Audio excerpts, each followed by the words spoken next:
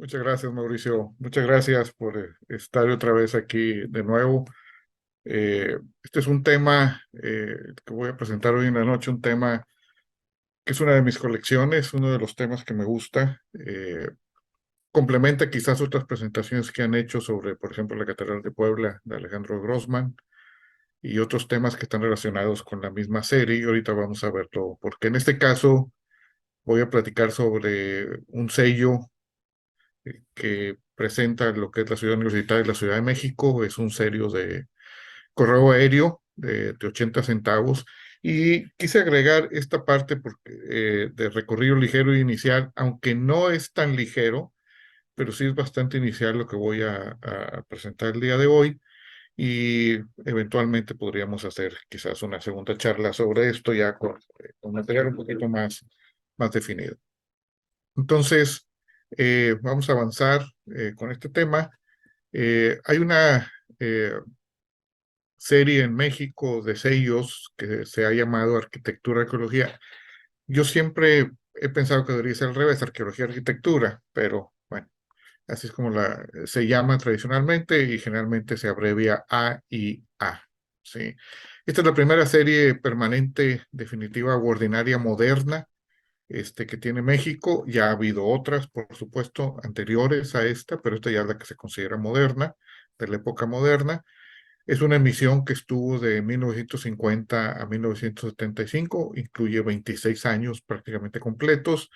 Es de muy larga permanencia, en este periodo abarca pues una cantidad de años y transformación que ha sufrido el país o que sufrió el país en ese momento, y pues se llamó a ese periodo de estabilidad económica en México. Ya en los 70 se empieza a descomponer eso, pero bueno, es parte precisamente de ese periodo tan largo.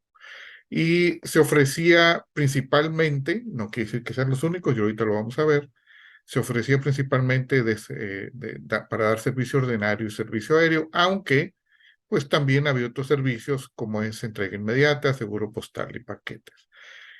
Poco se ha estudiado sobre esto porque es muy escaso el material, pero me refiero de estos otros servicios, pero eso no quiere decir que no sea posible.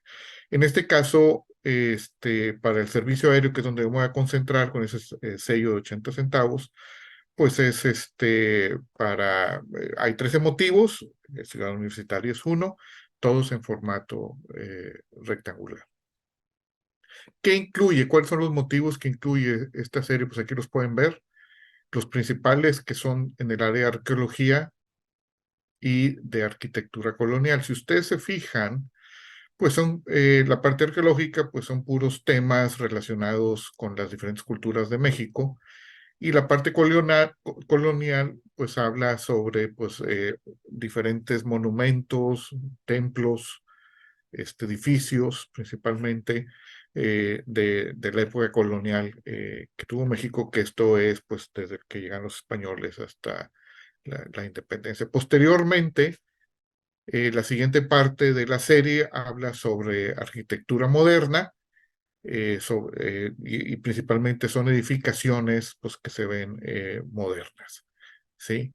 Y también tenemos dentro de esta misma serie algo que se considera como personajes históricos, y presentan una serie de personajes que están relacionados con la historia de México, eh, que no tienen nada que ver con arqueología y arquitectura, pero pues nacen y salen de esta serie.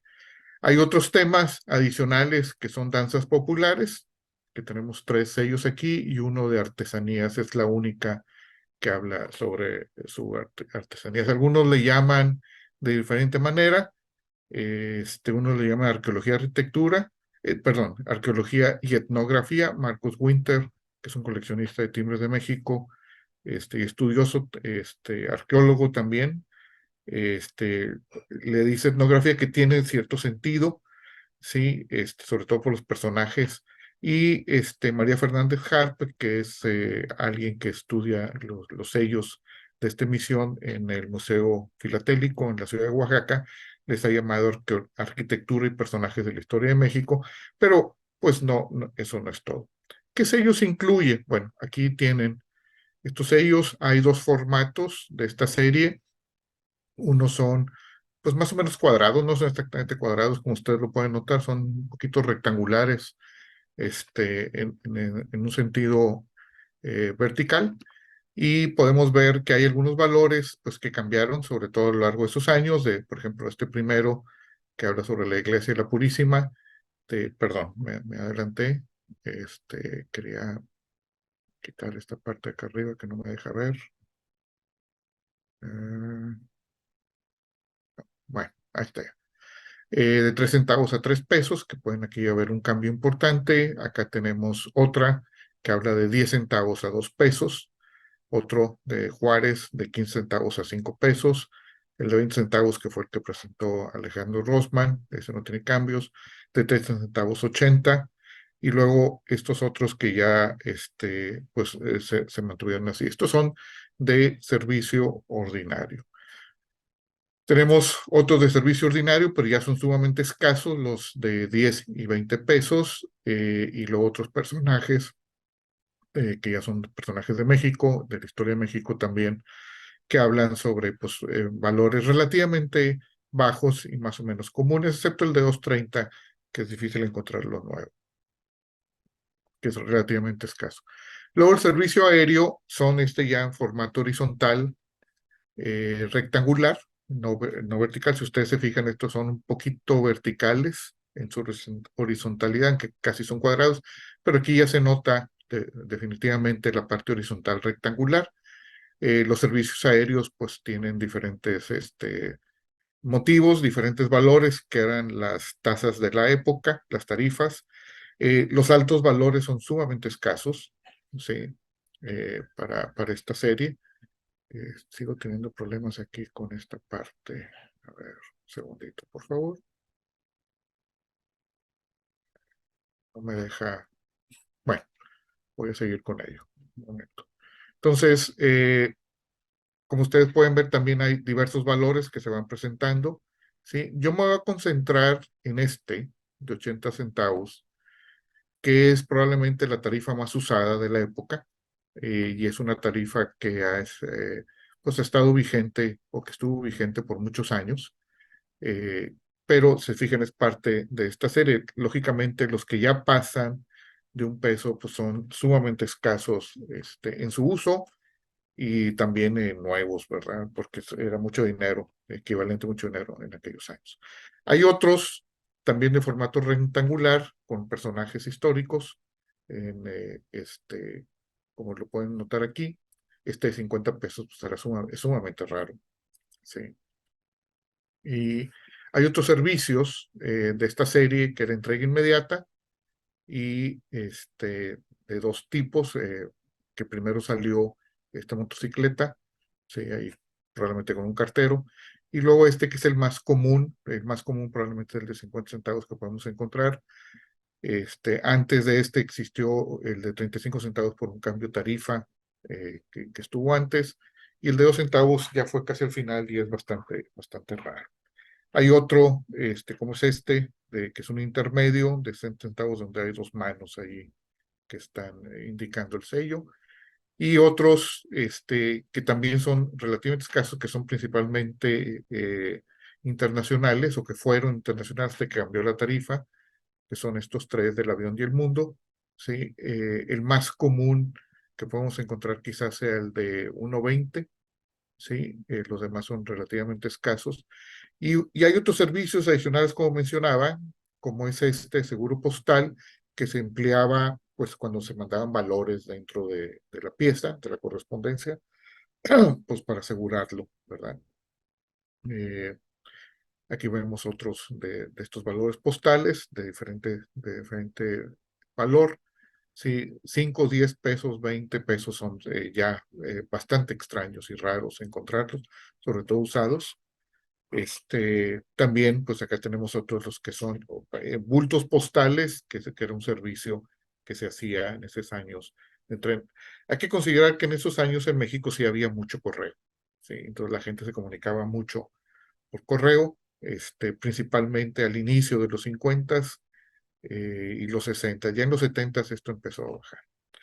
Como voy a hablar de un tema de ciudad universitaria, quiero primero explicar cómo se creó la ciudad universitaria en la Ciudad de México. Creo que es un tema interesante y conocer un poquito de su historia.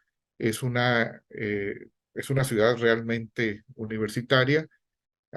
Cuando se diseñó y se estructuró esto, pues estaba fuera de la Ciudad de México y ya forma parte de la Ciudad de México, de la parte en Coyoacán, en la Ciudad de México.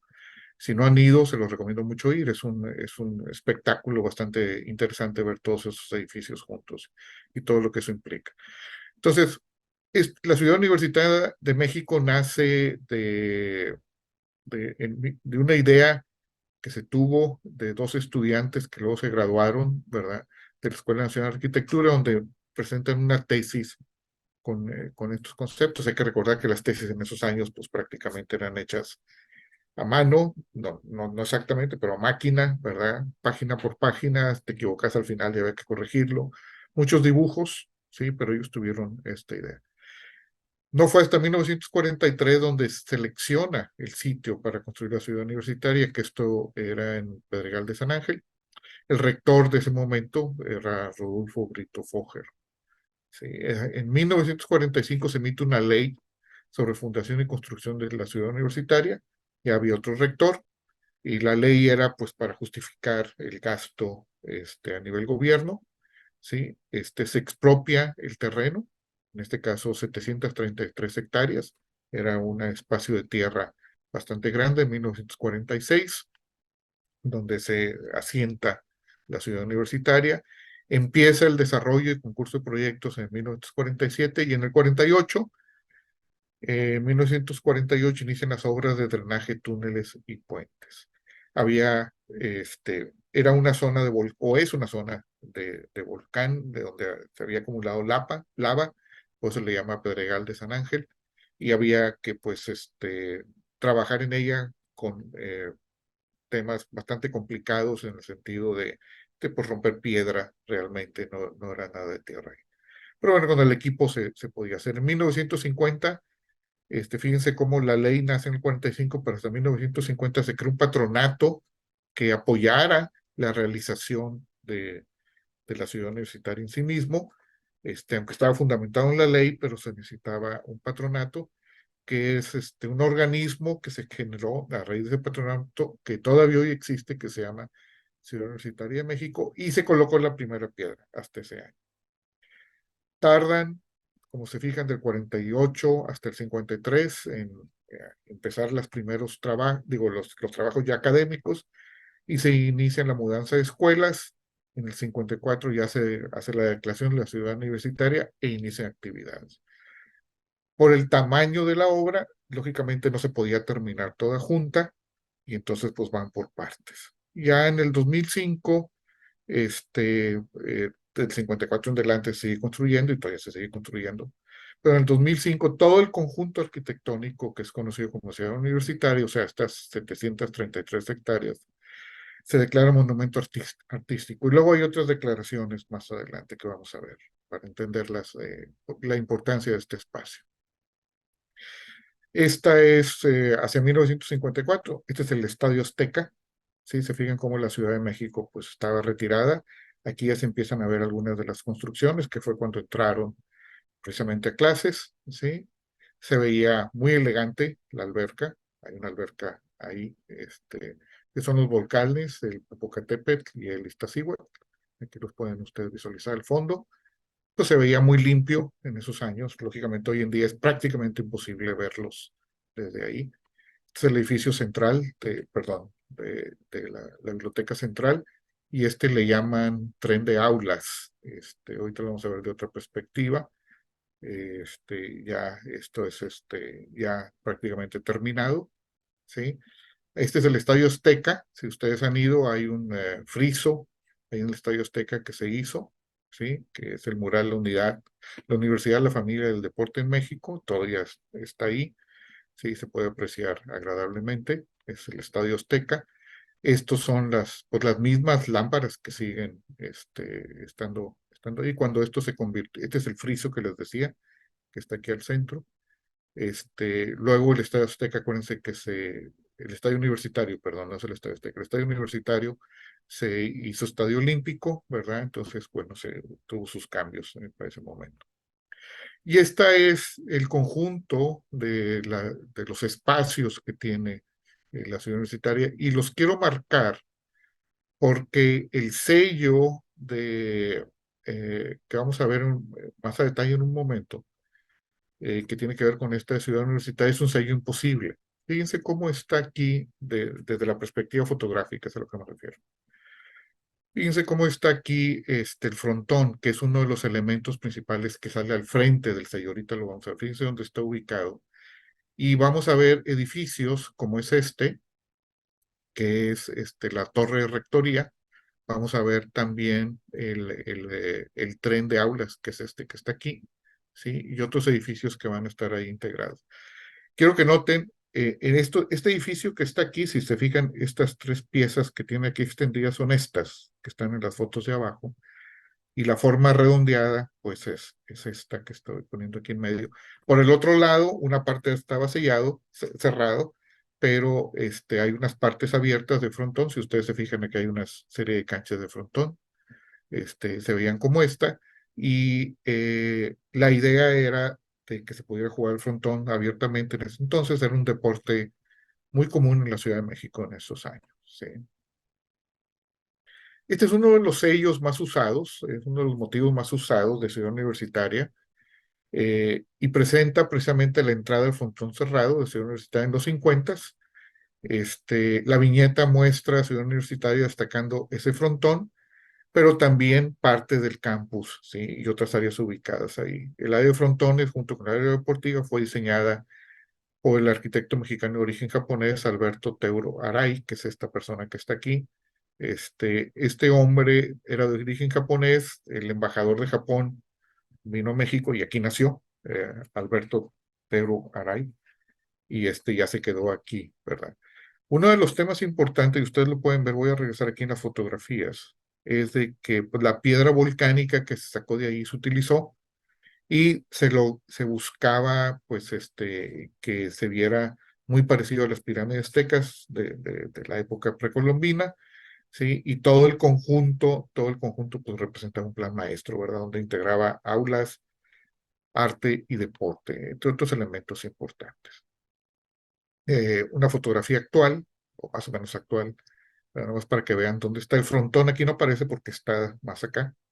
Pero aquí tenemos el Estadio Olímpico, la Torre de Rectoría. Fíjense cómo ya la ciudad, pues ya está en medio de la ciudad prácticamente hoy en día, la ciudad universitaria.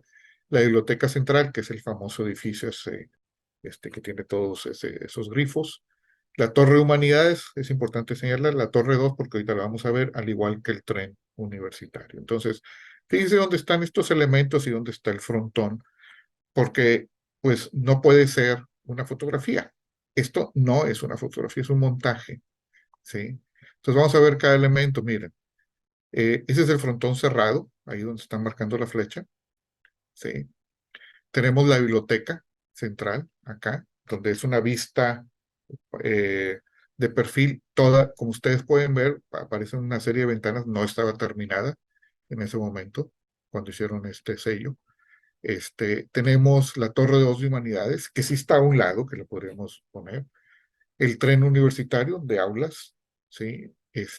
La Torre de Rectoría, pero fíjense cómo la Torre de Rectoría en esta viñeta, ¿sí? No está terminada, la que está terminada es la que ustedes tienen aquí a un lado. Entonces, noten cómo las ventanas, a pesar de todo, se ven diferentes.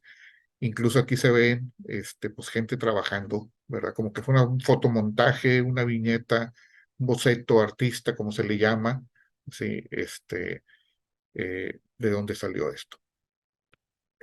Aquí ya lo tenemos, el sello, con pues ya el grabado, uno de los grabados que se usó, ¿verdad? Donde está muy simplificado, lógicamente, pero ustedes ya pueden ver aquí en el sello, pues diferentes tomas, ¿verdad? Si quisiéramos regresar, y quiero regresar con ustedes para que tengan oportunidad, o sea, pues no puedo tener esta toma cuando el frontón está de este lado, ¿verdad? Sobre todo si me voy aquí, el frontón está de este lado y tendría que tener una toma, pues, hacia acá, hacia donde está la zona escolar, cosa que es imposible, ¿sí? Entonces, bueno, pues estos son cosas que se permiten los artistas en los grabados y pues conlleva a esta pues esta composición. Lo interesante de este sello también es que tiene dos grabadores. Lo vamos a ver en un momento. Si ustedes se fijan, se pueden reconocer por dos motivos. Uno es LQ, perdón, que viene aquí, que es León Quintana, y también el pie de imprenta, que es largo. El segundo grabado que se hizo de este sello es de Felipe Perchiteni, si mal no recuerdo, así se pronuncia. Y si se fijan, es más fácil reconocerlo porque el pie de imprenta es más corto. Este fue un sello impreso por Talleres de Impresión de Estampillas y Valores de México. Y acá también dice lo mismo, nomás que impresión está abreviado y estampillas también está abreviado.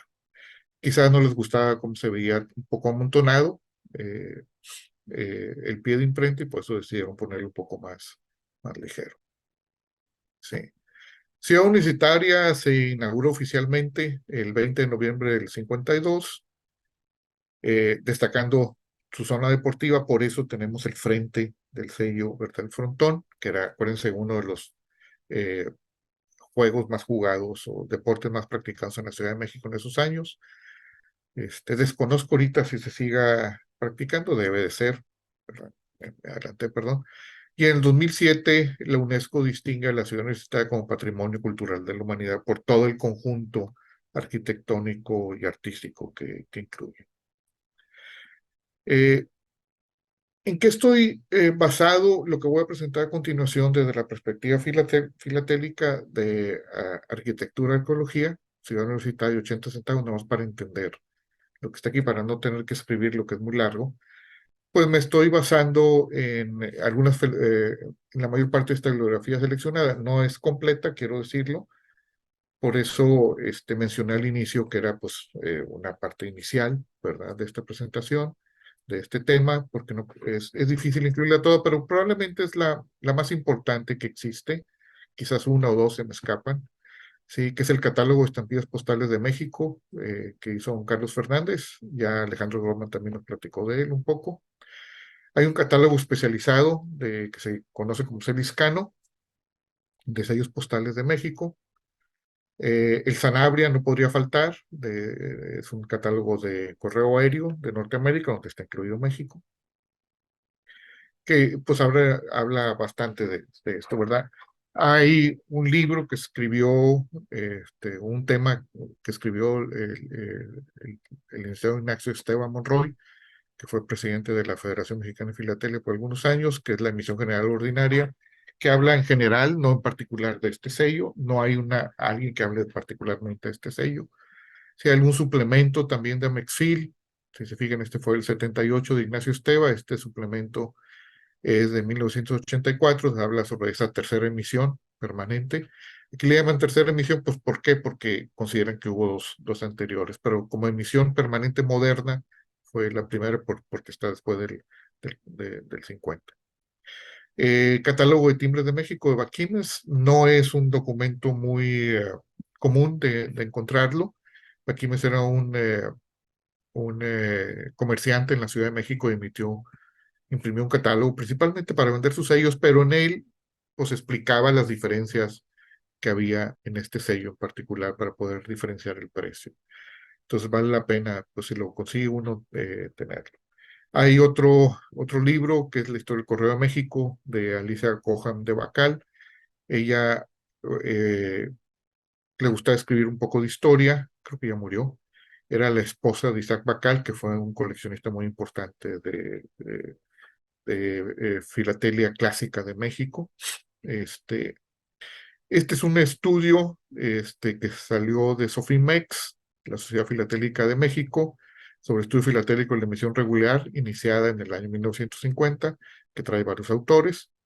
Y luego, por supuesto, no puede faltar lo que ha salido de Mexicana, de la publicación de Mexicana de MEPSI, ahí son varios números, y también el catálogo de papelería postal de MEPSI, que se ha actualizado. Yo lo estoy tomando el 65, pero lógicamente hoy en día hay una versión más moderna de este catálogo, porque también incluye papelería postal, sí, la emisión. Entonces, algunas características de esta emisión en particular.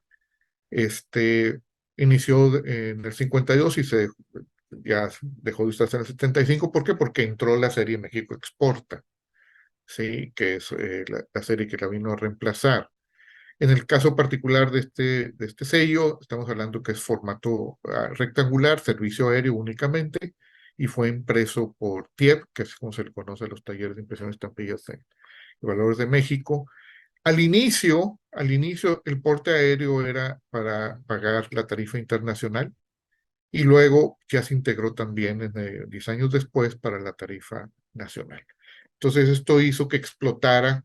¿Por qué? Porque el correo aéreo nacional en ese momento estaba en franco desarrollo y era mucho más rápido mandar una pieza por correo aéreo que por correo ordinario. ¿Sí? Ya luego eso se eliminó, como ustedes saben, pero en ese momento era lo que más predominaba si querías enviar una pieza de una ciudad a otra de una forma rápida. El predecesor de esta serie fue la serie de Monumentos, como mencionaba, hubo otras series antes, y el precursor, el que vino después, fue la serie México Exporta que antes mencioné. Otras características relevantes. Los grabadores, ya lo mencionaba, hay dos que se identifican en el sello con una L y una Q y una F y una B, por los dos grabadores que son. El pie de imprenta lo podemos diferenciar también. Vamos a ver diferenciaciones en el método de impresión. En la perforación, que es todo un reto, porque aunque la perforación más o menos se mantuvo, sí hay sus diferencias en perforación.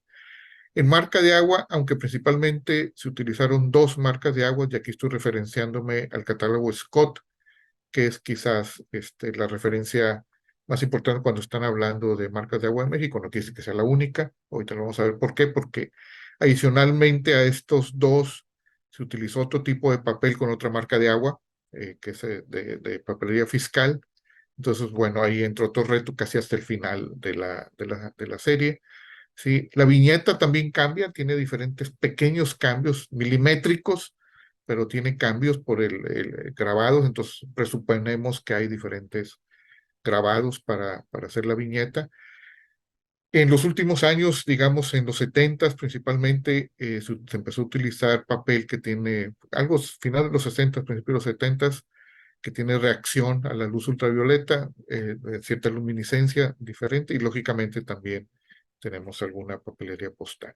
No voy a platicar de todo porque pues, si no se va a hacer esta charla muy larga, entonces ahí tenemos oportunidad de platicar luego en otra ocasión sobre más detalles. Pero intenté eh, resumir aquí lo que se conoce y es un poquito difícil decir voy a seguir este catálogo, voy a seguir este esquema, voy a seguir este autor. No es posible porque cada uno ha encontrado variedades reconocidas que el otro quizás ya no existe o no las ha reconocido.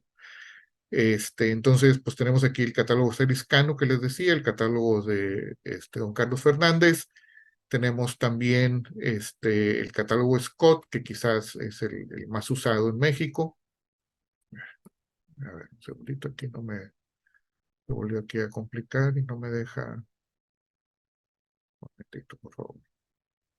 No me deja ver. Ok. Y luego también lo que mencionan otros en cuanto a esto, como es el licenciado Esteva. Sí, podemos reconocer los años. Estos son los métodos de impresión y ustedes fíjense aquí cómo las perforaciones también varían. El tamaño de la viñeta, que me faltó poner algunos, pero bueno. Y la marca de agua de Scott, el número que le pone, cómo se le llama a esa marca de agua, y vamos a ver algunas variantes. La posición de la marca de agua también es importante y algunas notas que ponía los sellos y perdón que si esto está en inglés, porque lo pensé de esa forma, una disculpa, pero bueno, creo que se entiende la información. Los que tienen el TIEP largo de talleres de impresión, estampillas y valores son los que están aquí en sombreaditos. LQ, pues, León Quintana, que fue uno de los grabadores. Y acá tenemos FB, como decía, Felipe Brachetti. Bien, si vemos, y por eso me permití ponerlos de esta forma, Si vemos a los diferentes estudiosos, pues han encontrado pues diferentes variedades que no todas coinciden, ¿sí? Que les ponen diferentes nombres, incluso las encuentran en momentos posteriores, entonces se agregan de diferente forma. En la presentación de hoy, yo estoy tomando el catálogo Scott nada más por ahorita. Sí, podría tomar Fernández, el Escano, o Esteba, o el mío propio de los descubrimientos que he hecho, que hay algunos descubrimientos interesantes.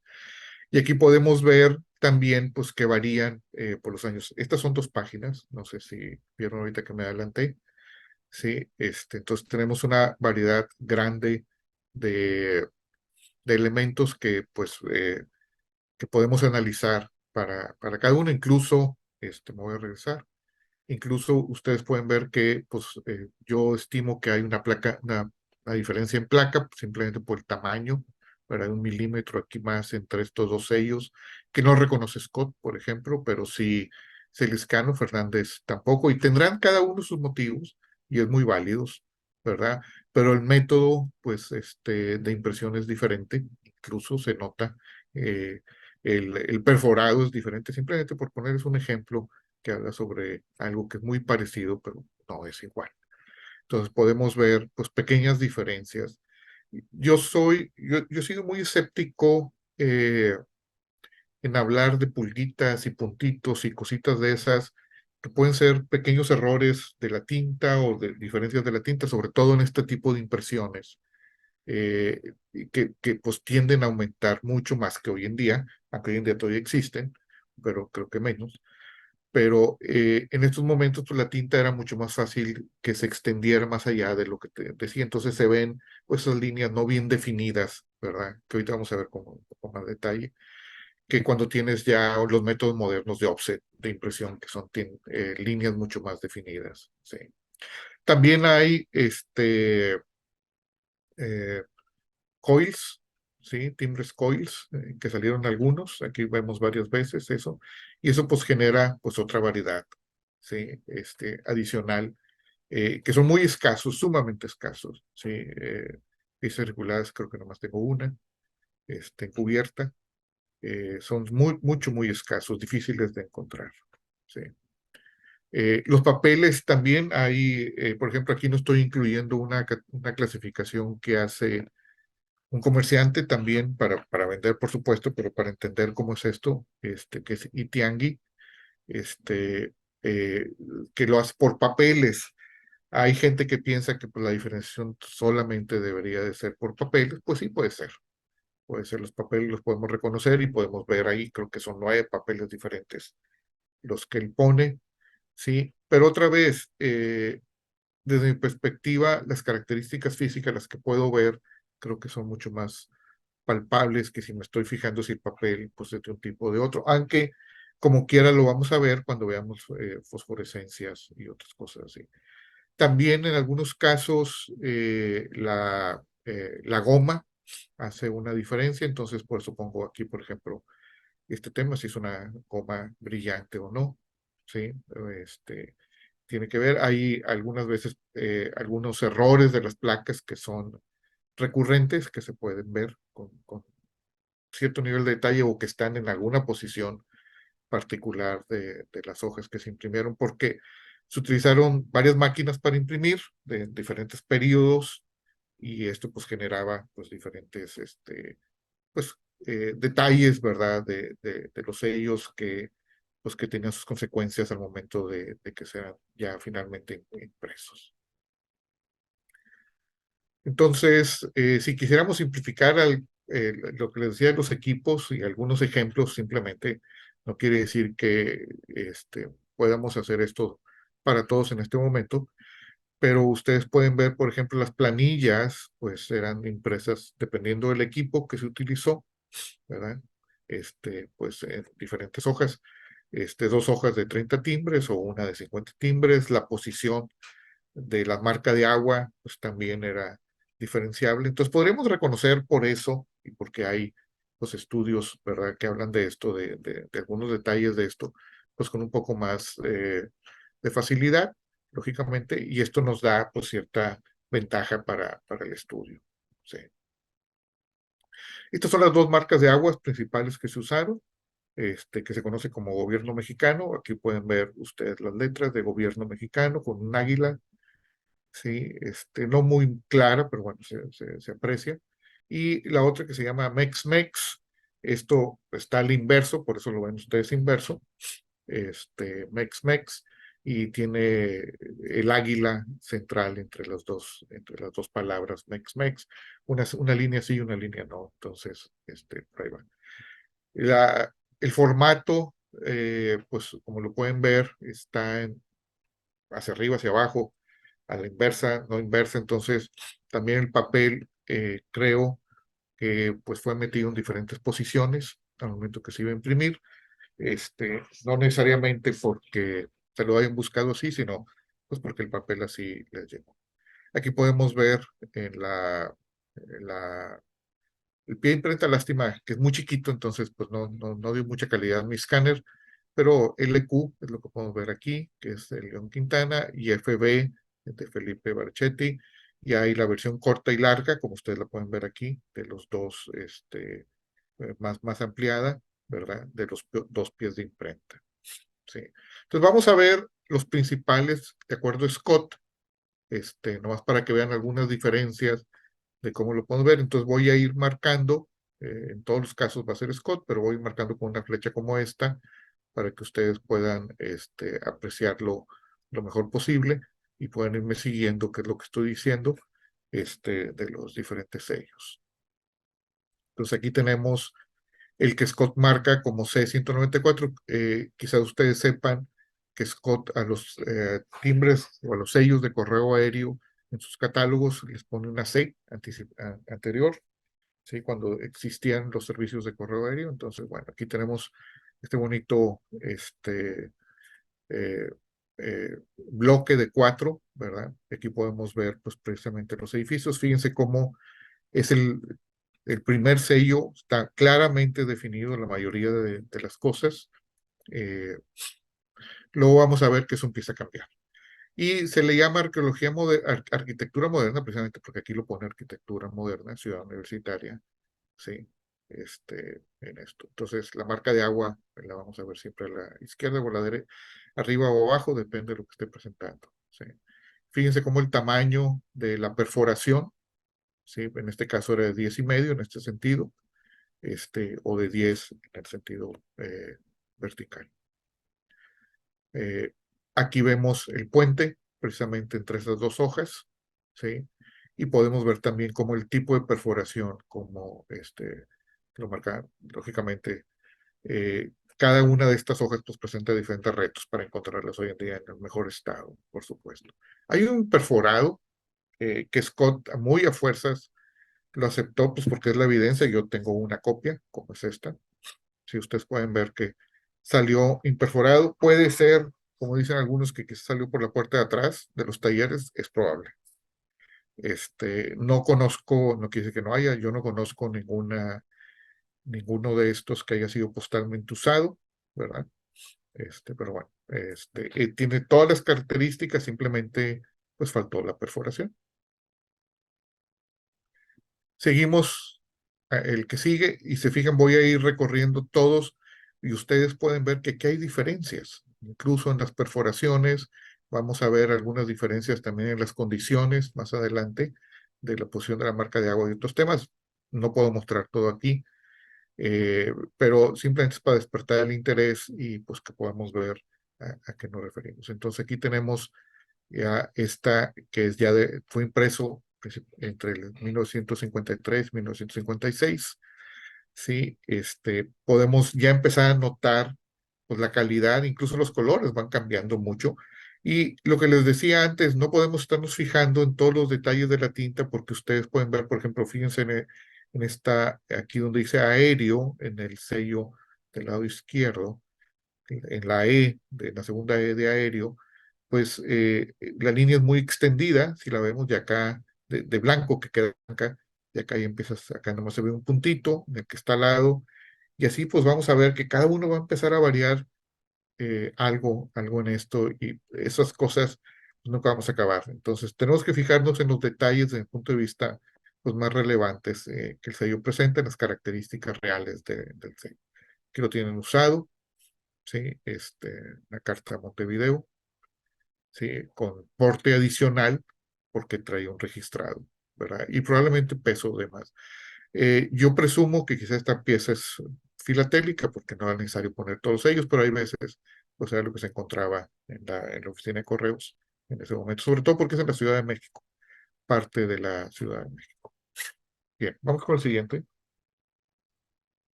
Se fijan aquí ya el, y aquí me detengo porque si ustedes notan, aquí es donde termina la era de León Quintana, ¿sí? Y hay algunos que fueron regrabados, ¿sí? O sea, que fue impreso dos veces. Aquí lo pueden ver donde las líneas se ven, fíjense cómo ya se ven mucho más estilizadas, ¿sí? De la palabra 80 centavos correo aéreo. Lógicamente, el pie de imprenta se empieza a perder, ¿verdad? Como que hubo más detalle en el dado. Pero fíjense también cómo donde está muy fuerte, me voy a ir para atrás para que lo noten, aquí en el tren de aulas o de estudiantes, pues empieza a perder un poquito esa parte, ¿sí? Aquí se nota la pérdida de esa parte, incluso, pues podemos decir que en algunos de estos se pierde más que en otros. El edificio aquí de la biblioteca, pues prácticamente se ha perdido la mitad, ¿sí? Las nubes también se ven muy cambiantes. Pues es parte de todo este proceso que es de mucho uso del dado. Acá abajo también podemos ver lo que teníamos antes del tren, ¿verdad? En el piso, déjenme mostrárselos. Esta parte ya se empieza a perder aquí. Este, entonces pues, tocaba hacer un nuevo dado, ¿sí? Entonces se empieza a regrabar esto porque ya no estaba dando la calidad, aquí lo podemos ir notando, donde se va perdiendo la calidad, y se hace un nuevo grabado. De esto, lógicamente el grabador pues ya era otro y podemos empezar a notar ya esas diferencias, por eso pongo este sello aquí, podemos ver, estas son los mismos, ¿eh? Son exactamente las mismas características, pero se ve claramente, por ejemplo, aquí el 80 centavos es mucho más pesado que acá, que es más ligero. Los colores también, pues porque por todos los años que se usa esto, empiezan a variar. Antes no había tanto control de tener el color igual o mantenerlo, lo que hoy se llama el Pantone o el Pantene, de mantenerlo del mismo estilo. Entonces podemos notar, perdón, quise avanzar, podemos notar pues que hay tonos diferentes, la tipografía también se ve un poco diferente y hay detalles, ¿verdad? De la placa que se ven, pues, con sus variaciones. De ahí nos brincamos, estoy intentando seguir el orden de Scott, y si ustedes notan, del 220F, luego pues encontraron otra variedad, es el 220FO. ¿Qué es la diferencia? Bueno, pues el tamaño de la perforación varió de 11 por 11 a 11,5 por 11. ¿Sí? Entonces, pues es otra variedad. Aquí la tenemos. Incluso podemos ver cómo la perforación sale un poquito, ¿verdad? Para intentar hacer un tipo de perforación peine, ¿sí? Hacia arriba. Márgenes anchos, también los tenemos aquí en la orilla de las hojas, ¿sí? Avanzamos al siguiente, que ya implica más otros sellos, el 348, que este es el coil, ¿sí? Que es un fotograbado. Fíjense cómo el nivel de detalle ya cambió y ya tenemos aquí al segundo grabador. El pie de imprenta se ve más limpio, aunque todavía pues con sus detalles, ¿verdad? Por el tamaño del sello, son muchos elementos dentro del sello. Cambian muchas cosas de detalle, unas se pierden, otras se ganan, ¿sí? La marca de agua sigue siendo Mex-Mex en este coil. Avanzamos al siguiente, que es el 442. Se aumentan los detalles, si ustedes lo notan, aunque algunas plastas de tinta no quedan pues muy claro de qué es lo que está mostrando. Esto, acuérdense de una cosa, pues es una pieza muy pequeña, de 30 milímetros, 3 centímetros, al momento que se amplía, incluso con los escáneres modernos, pues quizás no quede muy claro. Pero aquí ya se usó una marca de agua diferente que se conoce como papelería postal, porque perdón, papelería fiscal, porque es el papel que utilizaba la Secretaría de Hacienda y Crédito Público para sus control fiscal, y entonces ya es el año 73, donde este papel pues ya es diferente a los anteriores. ¿Sí? Vamos al 472. Sí, se nota el papel y la impresión diferente, lo pueden notar. Fíjense, regresamos a este. Sí, aunque el papel es papelería fiscal, acá se ve que regresaron a un papel más lustroso, y ya la técnica es fotograbado, que es un de más detalle, sí, y abarca pues algo de impresión o uso hasta el 76, aunque la serie oficialmente terminó en el 75, pero pues siguió usando y se ve mucho más claros, ¿verdad? El edificio aquí de la biblioteca, pues se resalta mejor, los detalles del tren de aula se ven mejor, ¿verdad? La torre de rectoría también mejora mucho, sí. Me faltó el 265 que aquí pongo, y aquí es un tema, y lo dejé aparte, porque es del 1963, pero también es un fotograbado, pero ustedes fíjense cómo los papeles son diferentes, ¿sí? La goma también era diferente. Entonces podemos ver que el efecto del papel pues tiene que ver en cómo apreciamos el sello, ¿sí? Los detalles prácticamente son iguales, ¿sí? No tenemos mucha diferencia en lo que se ve, pero el papel hace que varíe mucho la percepción de lo que tenemos del sello, visualmente hablando me refiero, y también la goma que se utiliza pues tiene impacto. ¿Sí? Acá hay otro, que también ya es un papel diferente.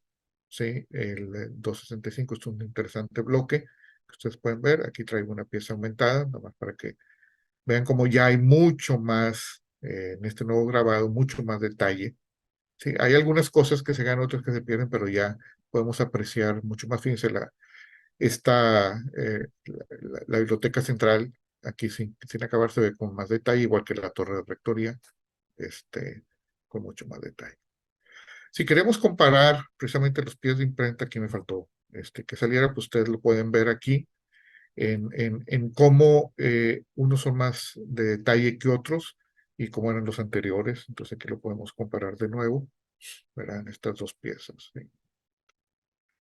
Los márgenes, hay veces es una forma en la que podemos reconocer eh, el tipo de sello que son. Pueden ver aquí cómo estos márgenes son mucho más elaborados y también tienen unas perforaciones de caja, donde no tienen perforaciones que salen del sello, hacia los márgenes. La calidad es muy interesante, pero fíjense, estamos hablando del 63, eh, donde todavía se utilizaba este, eh, una forma de impresión diferente a la que luego se utilizó. Sí. Claro, como les decía, el papel pues cambia. Aquí tenemos, es el mismo sello, no más que utilizado con un papel diferente. Sí. Y entonces podemos visualizar cómo se ve completamente diferente el sello, aunque es exactamente lo mismo, es de caja, los márgenes son diferentes. ¿Qué hace pensar esto? Que utilizaron varias máquinas al momento de imprimirlo, con varios dados, quizás del mismo grabador, pero pues diferente. Avanzamos, bueno, ya estamos casi al final, 265C. Si ustedes se fijan, incluso el tamaño de la viñeta empieza a modificarse un poquito, ¿sí? Tiene sus diferencias. Al momento que uno lo mide con mucho detalle, puedes notar eso, y entonces también empiezas a ver otros temas. Estos son iguales, en teoría, pero el papel pues, nos hace ver diferente. Fíjense lo que el margen aquí ya es mucho menor en esta perforación de caja. Empiezan a poner números de control a los márgenes. La marca de agua pues es la misma, ¿sí? Y en este caso, que avanzamos, perdón. Se fijan, cuando yo pongo el número Scott, pues abarca todo este periodo, o sea, tenemos una gran variedad de posibilidades. Por eso me fui por ese lado, pero puede ser que muchas de estas cosas, pues algunas sean singularidades pequeñas, otras quizás sean un poco más grandes. Es difícil medir .75, sin embargo, hay reglas que pueden medir .75 milímetros, con mucha precaución de ojo humano, ¿verdad? De no equivocarse mucho. Y hay una variedad aquí interesante, que es esta, que se repite en la hoja, que es, ahorita la van a ver aquí ampliada, que es este que se llama de marco roto. Entonces, si se fijan, este pedacito que está aquí, que es este que está aquí, es el mismo sello. Acá ya no se repite, pero en cada hoja se repite. O sea, quiere decir que este grabado en particular en esta posición, pues es el que impacta en ese cambio. Se puede seguir, sí. Y pues bueno, como les decía, este es un recorrido ligero inicial. Quizás no sea tan ligero por toda la información, pero creo que sí es inicial y pues agradezco su atención. Espero que haya sido de interés y les haya gustado. Muy bueno, Jorge. Muchas gracias. Muchas gracias. Muy bien. Ok. Si alguno de ustedes tiene alguna pregunta o comentario para Jorge. Por mientras Yo no aparecen sabía lo del fotomontaje, Jorge. Perdón, Yo no sabía lo del fotomontaje. Siempre es, tenía es, la curiosidad qué perspectiva era, pero no me sabía lo del fotomontaje yo. es imposible, David, esa foto. Es Sí, imposible. así entendí. Sí. Pero el estudio que tienes, el boceto que tienes, ¿es del artista o quién hizo ese? Es del artista, sí. Sí, déjame mostrarlo otra vez. Sí, es del artista. Es una Fotomontaje. composición, sí, es una composición imposible. Déjame, por la ubicación de los edificios. ¿Te refieres a este? Sí, sí. Yo Sí, no lo conocía, no lo había visto, no lo había visto. sí, este está es un boceto del artista, precisamente. Está en el libro que editó Mufi, sí, de arquitectura y arqueología. Ahí viene. De ahí lo tomé. Pero luego yo conozco esta otra, que no me acuerdo dónde la tomé, esta otra que también, pues es el mismo boceto, ¿verdad? Que tiene más sentido para estos, ¿sí? De cómo pudo haber sido. De aquí pues hay que hacer el grabado, sí. Sí, pero es muy interesante, muy interesante. Pero es una foto imposible, o sea, tuvo que haber Sí. sido montaje. No se podría de otra manera. Jaime. Sí, sí, Jorge, muchas gracias por la charla y sobre todo comparto el comentario que hizo David. Yo no tenía idea que eso fuera un fotomontaje, yo nada más creí que era un ángulo acertado a la hora de tomar una fotografía para poder enseñar todos esos aspectos de la UNAM. Eh, Ujú, yo nada más quisiera dar dos datos de trivia relacionados. Uno fue que ese estadio universitario que luego se llamó Olímpico y ahora se conoce otra vez como Estadio Universitario, eh, eh, fue uno de los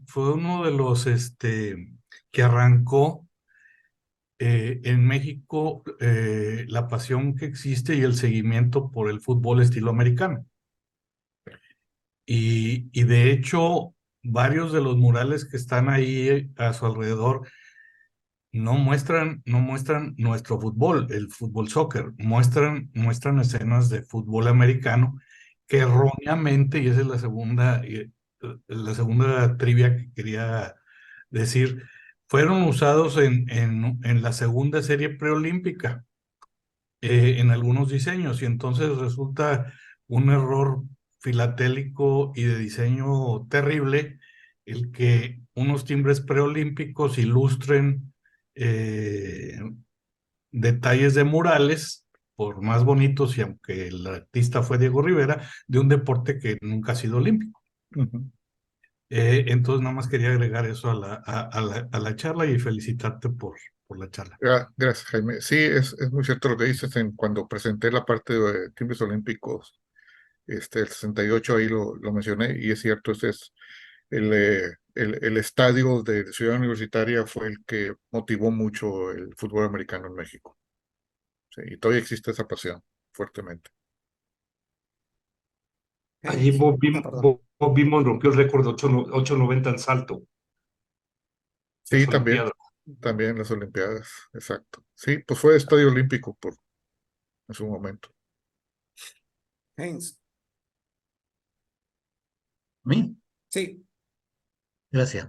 Jorge, muy interesante, siendo que es un solo sello, Es un pero solo el hecho sello. de emitirse durante 26 años, evidentemente produce todas estas diferencias.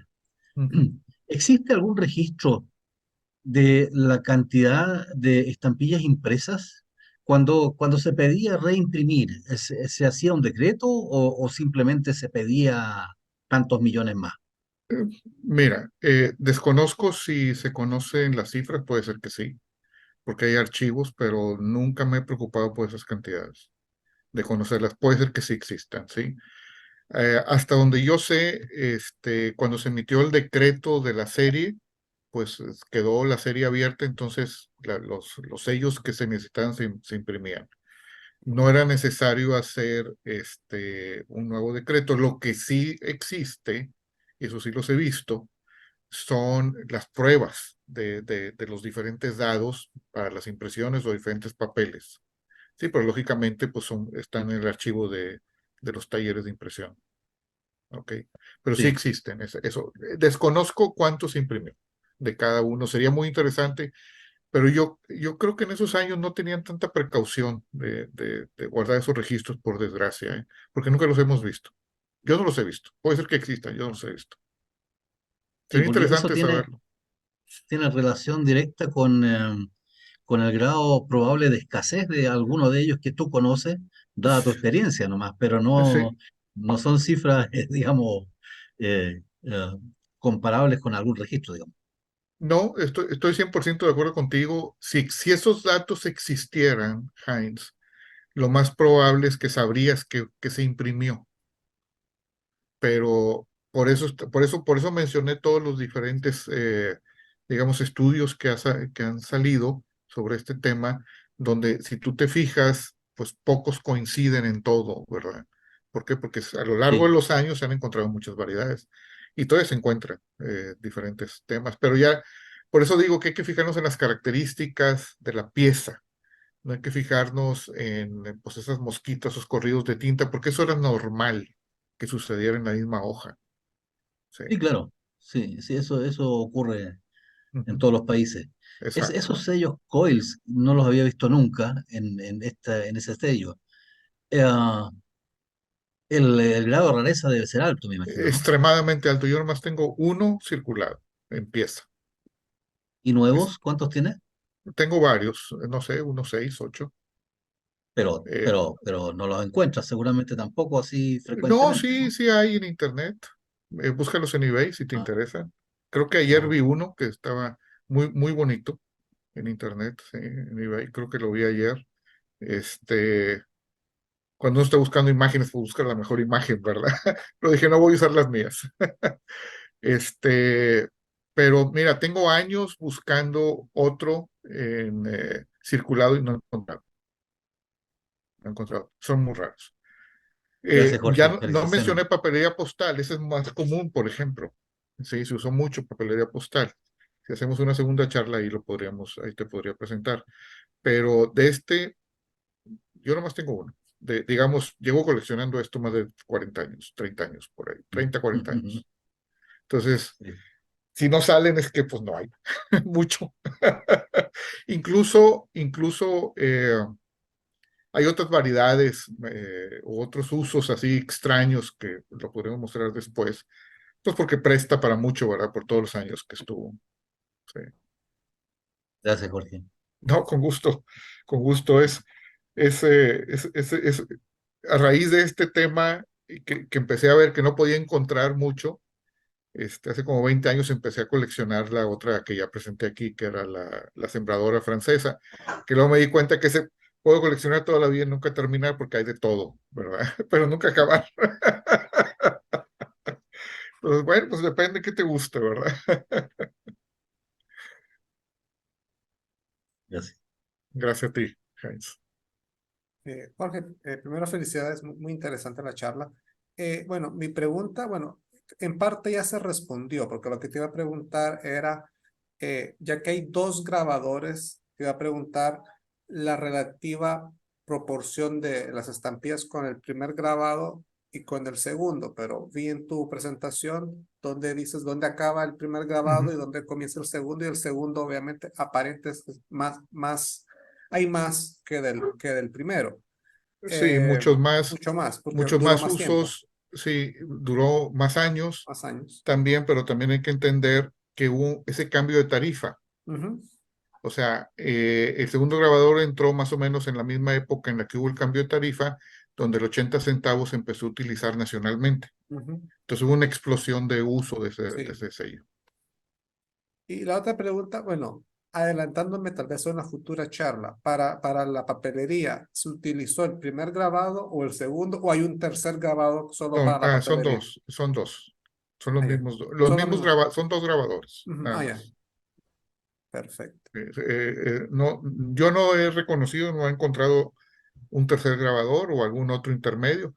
Lo que sí presumo es que hicieron más de un grabado, Sí, porque lo podemos ver en los detalles, ¿verdad? También los grabados, pues, las placas se van desgastando, sí. ¿verdad? Y es lo que vamos viendo. Entonces tuvieron que haber hecho más de uno, de seguro.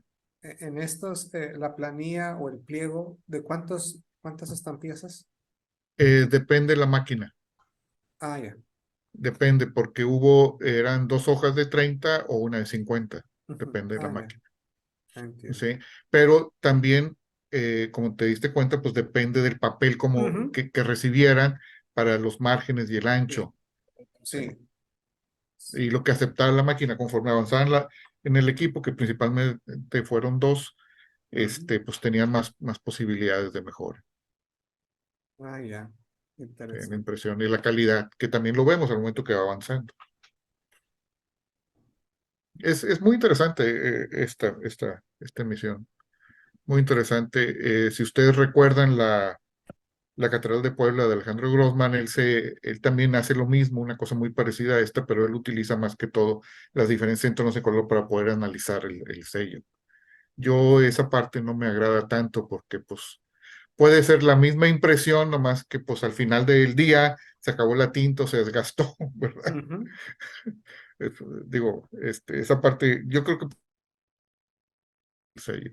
Sin criticar negativamente a lo de Alejandro, que hemos platicado mucho de esto él y yo, simplemente decir pues que es algo que puedes ver, pero pues tiene una consecuencia natural, ¿verdad? En cambio, cuando el sello ya está impreso, con las características físicas que puedes medir, pues lo puedes identificar fácilmente. entiendo. Muchas gracias. Miguel. Bueno, primero de todo, Jorge, muy interesante la charla. Evidentemente, una serie de uso tan prolongado va a traer variedades muy interesantes para estudiar y acá un poco lo demostraste, ¿no? Yo lo que me llama mucho la atención, un poco comparando con la historia postal argentina, ¿no? Me llama la atención un sello con un mismo valor hecho durante todo ese periodo, ¿no? Por ejemplo, para presentarte un contraste, en la Argentina, por ejemplo, entre el 50 y el 70, nosotros pasamos de 10 centavos una carta a 20 pesos. Así que Ujú. imagínate que hubiera sido imposible tener un sello de 80 centavos durante todo ese periodo, porque ya los 80 centavos no existían prácticamente 20 años después. Mi pregunta va a si ustedes en México en todo ese periodo tuvieron cierta estabilidad, digamos, monetaria que hizo que pudieran utilizar, vos hablaste de un cambio de tarifa, pero por lo menos valores similares dentro del mismo registro, ¿no? Sí, sí, entiendo por dónde va tu pregunta y creo que cuando Alguien presentó los sellos argentinos, ¿verdad? Con esas variaciones, no me acuerdo si fuiste tú, Miguel, o alguien más. Yo pregunté sobre lo mismo. Mira, entre los 50, 60 y hasta mediados de los 70, el tipo de cambio en México fue estable, 12.50 pesos, era conocido. Ya en los 70 ya empezaron las fluctuaciones y las devaluaciones, en cierta forma muy similar a Argentina. Pero en esos 20 años, más o menos, 20 y tantos años, al principio de la serie, no recuerdo el tipo de cambio, pero creo que eran 8.70, 8.75, algo así. Quizás alguien me pueda corregir si me equivoco. Un par de años, unos pocos años después, se estabilizó en 12.50 y así se quedó por prácticamente 20 años, sin modificarse. Entonces, sí había costos más altos, como tú lo puedes ver, al momento que cambia la tarifa en el 62, 63, 80 centavos aéreo y se incrementa la tarifa internacional aérea también, pues podemos ver esa inflación que sí era reconocida en cierta forma. El problema económico que hubo en los 70 fue precisamente de toda esa inflación de tantos años que no fue reconocida en el tipo de cambio. Entonces, de ahí empezó a explotar y la inflación. Hubo un cambio precisamente a la nueva serie de México Exporta que salió después de esta, timbres mucho más modernos, con diseños mucho más modernos, y los valores pues se actualizaban mucho más rápido también. Ahí sí podemos encontrar que un sello de 80 centavos se fue a 800 pesos en un periodo de 10 años, 15 años, ¿sí? Que es precisamente lo que tú mencionabas. Pero no, en esos años fue muy estable la economía en México. Notable, realmente. Por eso el valor fue posible mantenerlo. Bueno, gracias. ¿Alguna otra pregunta o comentario para Jorge? No miro manos en alto así. Heinz. Que se me ocurrió otra pregunta con respecto a los coils, porque eso supone que no conozco otro sello te perdí, Heinz. Te ¿Podrías repetir perdimos, desde el Heinz. no inicio? conozco otro sello que tenga coils en México. En esta serie hay varios, ¿eh? Ah, perdón. Lo que digo es, ¿en esa serie hay varios? Ya, porque Hay presupone que varios. hay máquinas para poder expenderlo. Sí, sí. Ah, Había ya, máquinas para poderlo expender, sí, claro. Sí, ya. estaban concentradas en la Ciudad de México. Estaban concentradas en la Ciudad de México. Pero sí, yo recuerdo que de niño las vi, pero en Ya, esos años no le ponía mucha atención a la filatelia todavía. ya. Te estoy hablando final de los 60, principios de los 70, las primeras veces que fui a la Ciudad de México. Me acuerdo que fui con mis abuelos. No sé, pero habrá sido 69, 71, por ahí. Yo estaba todavía muy niño. Muy chamaco, como decimos por Ya. acá. Eso ya se me quitó, por desgracia. Pero sí recuerdo haberlas visto en estación de trenes, porque viajábamos en tren en ese entonces. No había tanto avión como ahora. Pero las recuerdo así vagamente, James. Pero sí había máquinas. Y Sí. todavía se siguieron Gracias. utilizando con otras cosas en México, incluso hasta años recientes, con las máquinas, con los sellos Frama y demás, otro tipo de equipo, por supuesto, pero sí Ah, se ha claro. usado eso en México. Este, la serie México Exporta, hasta donde yo recuerdo, no tiene coils, Mm, por ejemplo. Sí, creo que fueron los últimos coils de México. Puedo estar equivocado, pero creo que fueron los últimos coils de esta emisión, de la serie Arquitectura y Arqueología. mm, gracias. ¿Te interesan los coils en particular? Sí, Interesante. entre Son otras cosas. bastante complejos. Mira, te digo, yo tengo muchos años y buscando a ver si encuentro otro, no los he encontrado. No los he encontrado. Nomás tengo uno. Pero no quiere Usado. decir que no se hayan usado, ¿verdad? Mm, sí, claro. ¿Alguna otra pregunta o comentario? Mm, No Tú nos veo. dices, Mauricio. Entonces, sí, entonces nuevamente, Jorge, felicidades por la charla. Gracias. Muchas gracias.